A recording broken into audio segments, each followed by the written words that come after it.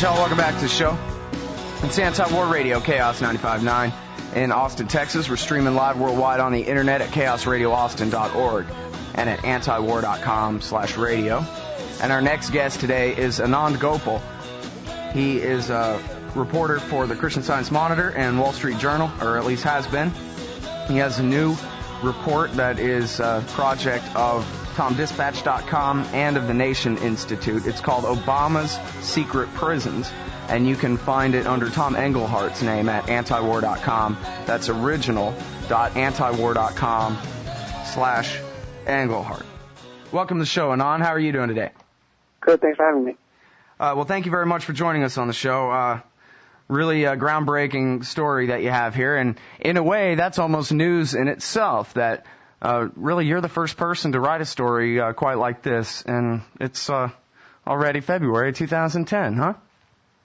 Well, it says something about how much people have been paying attention to the war in the last 5 to 6 years. Yeah, well, all right, so Obama's Secret Prisons, basically, if I can try to break this down a little bit, I guess it's really the same story, but you're talking specifically about these night raids, and that's something that we don't hear too much about. So why don't you, I guess, just kind of give us the background, maybe a couple of examples out of the article if you'd like. Well, certainly, the night raids refer to U.S. military operations that happen at night, often taking place in people's homes. And the point of these operations is to find people who are deemed as threats, ties to the insurgents, bomb makers, that sort of thing. And they usually take people from the homes and take them away to a series of bases across the country. And it's the process of night raids and detentions has done a lot to undermine the support of coalition forces amongst the local population. Ah, I see. Yeah, and in fact, that's something that you actually spend quite a bit of time on in the article, is quoting people who said, well, we welcome the Americans. After all, it's not like we're the Soviets or anything, and we thought that they would be all right. In fact, you quote one guy saying, I used to go on TV and tell people to support the Karzai government, to support the American occupation for the time being, and now he's decided to change his mind. That's one specific example, but you say that really kind of across the country, people who formerly, at least grudgingly, accepted the American occupation are now starting to turn more and more against it because of this very activity. Well, that's right. This is particularly true for the rural Pashtun countryside. It's a different story outside of those areas, but in my story, I mostly focus in those parts of the country. The one person that you mentioned who went on TV, who used to go on TV and defend the government, his case is interesting because there was a night raid in his home in which 2 of his cousins were killed in the course of it, and another of his cousins was taken, and his family doesn't know where his cousin is today. The soldiers took him, and presumably he's in some military base, most likely Bagram prison, but his family's had no contact, and they have no way of following up with what's actually happened to him. Well, now, let me make a crude metaphor or analogy or something, and you kind of set me straight. I sort of kind of picked up a theme in this article. It kind of reminded me about reading about Iraq, even maybe late 2003, early 2004, where we're doing these sweeps. And anyone sitting back here in America can look at it and predict that all you're going to do is create more and more enemies and make things harder and harder for yourselves. Is that basically what we're seeing here? Is those kind of General Casey-style search and destroy missions and rounding people up in sweeps and the very kind of thing that creates the insurgency they claim they're trying to stop? It's a similar sort of thing. This is counterterrorism, the term there, where the idea is that you need to either assassinate or remove insurgents and those who associate with them from the scene. And the effect in Iraq was that it alienated the population. The same sort of thing is happening here. Some of the same people who are in charge of counterterrorism operations in Iraq are now doing so in Afghanistan. So they brought this whole strategy over from that theater to this one. Yeah, I'm always kind of confused about that, whether, they say that the counterinsurgency doctrine, as revised by General Petraeus, etc., is to abandon search and destroy in favor of clear, hold, and build, and that kind of thing. And yet, it sure sounds like search and destroy to me when you're talking about just rounding up fighting-age males in whatever village. Well, that's right, and there's a tension between counterinsurgency, which is the notion of going and trying to protect the civilian population so you can win their hearts and minds, and counterterrorism.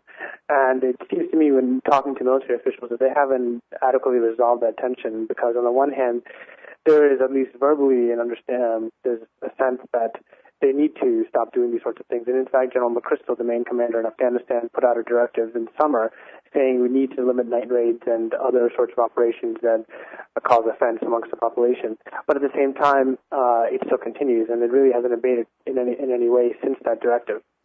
All right, now talk to me about the series of bases, these black jails or black sites across the country. It's Bagram, I guess, has been reported. They've put a bunch of money into modernizing Bagram and turning it into a, wonderful Colorado-style supermax facility.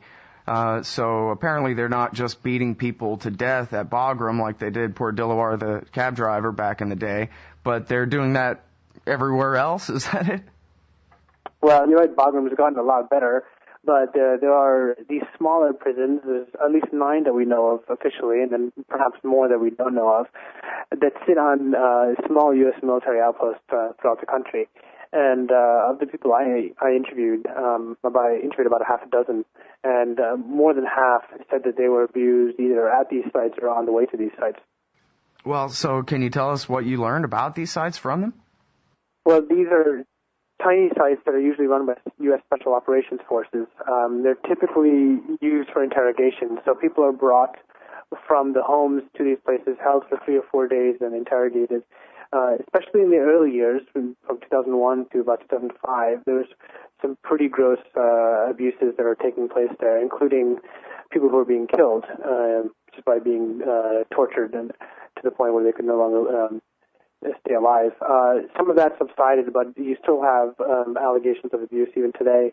This runs the gamut from slapping and kicking and punching to sleep deprivation, the use of very loud music throughout the night so that the prisoner cannot fall asleep, to forcing prisoners to assume what's called stress positions. This is where they're made to sit on their knees for extended periods of time. And then after 3 or 4 days of interrogation, the interrogators will deem whether the detainees are a threat or not. And if they're deemed a threat, then they're typically moved from there to Bagram. Was now all that abuse, is that the bad old days of the David Addington administration, or that's continuing to this day? I think to an extent it's continuing to this day. The Bush administration curtailed some of this in the last couple of years that it was in power, but there hasn't been a fundamental change since then, since, let's say, 2006, even with the assumption of power of the Obama administration. Well, and you described some pretty horrific stuff in here. A guy chained to the ceiling, not quite waterboarding, but being forced to drink, basically being waterlogged. That's water torture just the same. In fact, I read a story about a lady who drank water in a radio contest and died of it from too much. So that's the kind of torture that they're continuing to use on these people. Is that right? Yeah, there's been more than one case, more than one set of allegations. And the case you're referring to is one in which a prisoner was taken and tied down and then forced to drink 12 bottles of water. And then, he went unconscious, and then he was aroused and vomited uncontrollably after that. This particular prisoner, they also hung upside down for extended periods of time. They also made him kneel on a metal rod as it rolled across his shins, and then sent him on to Bagram after about 3 or 4 days of this. He spent 6 months in Bagram and then was released and given a letter by U.S. authorities saying they had wrongfully imprisoned him. And did he feel better after that? Oh, sorry. I think it hasn't really made a difference, yeah.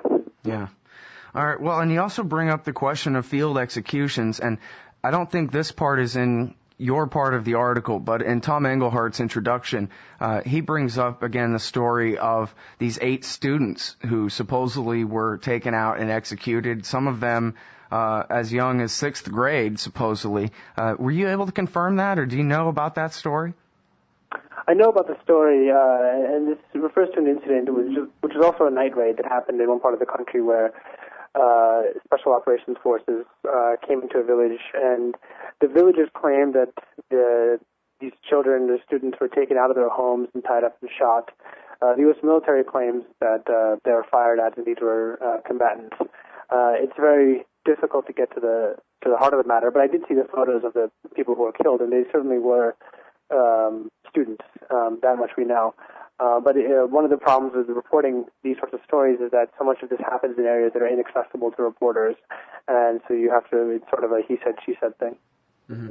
Well, it's funny, my previous guest knows somebody who's on their way to go and try to investigate and get to the bottom of that particular story, so I hope that we'll be able to get more of that. I'm interested in the pictures that you saw.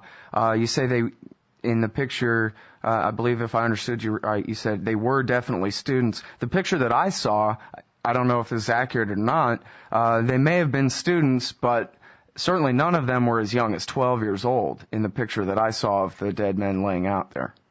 Oh, that's right. I don't think I saw anybody as young as 12 either.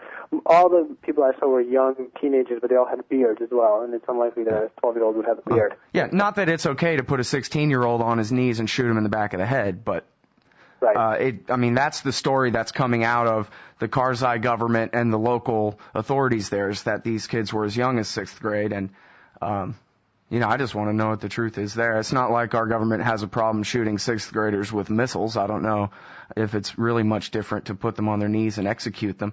But is this the kind of thing, I guess more broadly speaking, are you hearing about people being executed out there in the field?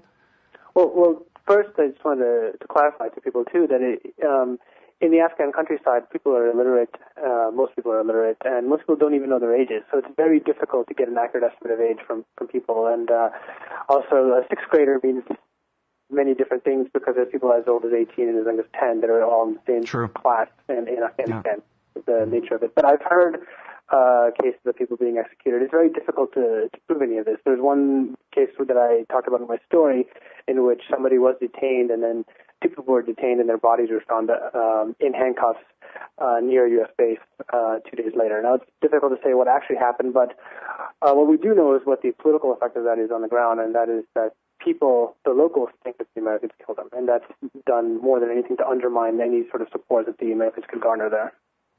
Mm-hmm. Well, now, another thing that you bring up in your article is that the NATO rules say that the American or other forces there, other NATO forces there, can only hold prisoners for 96 hours, but you say that they found a loophole right around that. Oh, that's right. Those rules apply only to the conventional U.S. military forces that are part of the NATO military force there. But there's a separate force, which is the Special Operations Forces, and that's the Green Berets, Navy SEALs, and the like. And the rules don't really apply to them. And so one of the things that they've done is hand over the detainees to Special Operations Forces. Another thing they've done is hand over detainees to Afghan forces, because, of course, the rules don't apply to Afghan forces either. After a few days, and they'll give the detainees back to the U.S. forces. We'll hold them for another 96 hours, and that will continue until the interrogators feel that they have what they want. Yeah, well, and then, of course, I guess it seems like from, reading this article, whatever it is that they want out of these people, or whatever it is that they end up getting, seems to be the worst intelligence. I mean, as Engelhardt points out in his introduction here at original.antiwar.com/Engelhardt, where we have your article, Obama's Secret Prisons, this is the same geniuses who let a suicide bomber right into a room full of 7 of them, or more, kill them all. They do nothing apparently except, I guess it's the CIA in Pakistan and more the military in Afghanistan supposedly, but all they do is shoot missiles at civilians all day. I mean, is there anybody in the Special Operations Command or the CIA or anything who actually knows what they're doing at all, or they're just kind of reenacting their Operation Phoenix fantasies out there on strangers, or what? Well, I will say that it is an extraordinarily difficult terrain, human terrain there, and one of the things that the U.S. forces, CIA, Special Operations Forces, what happens to them often is they get caught in the web of the local politics. For example, in some of the cases I described in my story where houses were raided, the reason those houses were raided is because U.S. forces got a tip from other Afghans in the village, and there may be long-standing rivalries. This may be a case where I don't like my neighbor, and I have some dispute with him, and I can go and tell the U.S. forces, well, guess what? That guy is Al-Qaeda or Taliban, so you should go after him. And the intelligence is usually at that level, which is why so many of the people who get picked up are often wrongfully so. Well, now, I guess to go back to the question of how much support the occupation has, it does seem like it's kind of broken down along the lines of the old Civil War, of the Northern Alliance versus the Pashtun-backed Taliban and all that. And I guess for the most part, at least in the media, and really I guess to hear the generals talk at the press conferences and stuff, the insurgents are the Taliban are the insurgents. That's the same thing. Although I guess it is true, isn't it, that the insurgency basically is made up of the Pashtuns, but then again, you also say that there were a lot of support among them for the occupation, at least for a while there, until we blew it. Well, that's right. And first, the insurgency is mostly made up of Pashtuns, and it's mostly Pashtuns, if anybody, that gives any support to the insurgency. So outside of Pashtun areas, there's almost no insurgent presence. And also, there's no real war being fought outside of Pashtun areas. It's almost entirely, the war today is almost entirely being fought in half the country, essentially. And in the other half of the country where there's no war, those other ethnic minorities view the U.S. military as a sort of buffer between them and the Pashtuns. So it's a very complicated situation that we've gotten ourselves into. Yeah, well, I mean, I guess I'm still fascinated by the idea that any of them would have welcomed us, any of the Pashtun tribesmen, since our government apparently has aligned against them on the side of the other, the Northern Alliance type factions. I'm kind of just surprised that any of them would have welcomed our presence at all. Not, that night raids would have to be, the deal breaker is kind of a shock, to tell you the truth. Well, you have to remember that the Taliban regime wasn't the most popular government in the world, and so a lot of people, even in the Pashtun South, thought that, well, once the Taliban are gone and the Americans come, that they'll bring some prosperity. And that was the biggest complaint that Pashtun men at least had with the Taliban, which is that there were no jobs, no development. The country didn't move forward at all in those 6 or 7 years that the Taliban were in power. And people associated the Americans with wealth and prosperity. And there was also a sense where, of course, our government supported the Mujahideen, which is the insurgency that fought against the Soviets in the 80s. And those people were still popular. Some of them were still popular in the Pashtun areas. And so they thought, well, the Americans supported them then, and so they're a natural ally. And therefore, they welcomed them when they came in 2001, welcomed them with open arms. Mm-hmm. Well, and after all, Karzai is a Pashtun, although, a city boy and not a country guy, but I guess there's that, if it's something. Do you think that the policy really is to, and this is something that's been in the news lately, is to try to work a deal with the Taliban? Karzai wants to work a deal with them sooner, and apparently the Obama administration is opening to working a deal with them, but they want to have, a few big offensives first, at least, or maybe as long as another year and a half worth of fighting, and then try to deal with them. What do you think is going to go on there? I think there's two things. The Karzai administration, it seems, is willing to deal with the leadership of the Taliban, and I think it's doing that because it views the insurgency as an existential threat. Whereas Washington is not there yet. I think they are more interested in peeling off the lower rank and file of the insurgency, but they're not at a point where they want to negotiate with the very leadership. And there's still a sense in Washington that there'll be this military surge that'll put the Taliban back on their heels, and then the situation will be ripe for exploiting, where they can split the insurgents, take away the rank and file, the ones that are more amenable to deals, and isolate the leadership so that they could either be killed or made politically irrelevant. Well, it seems like part of that strategy is, like, for example, this new offensive that I'm not sure if I understand why. Maybe you can help explain why, if you understand. This new offensive that's about to start in Helmand, they're announcing it weeks in advance. They're saying, hey, if you're Taliban, go home and pretend not to be Taliban for a couple of days because we're coming. What's going on there? Yeah. I think the last thing they want to see is a big firefight. They'd rather see the Taliban melt away and not fight.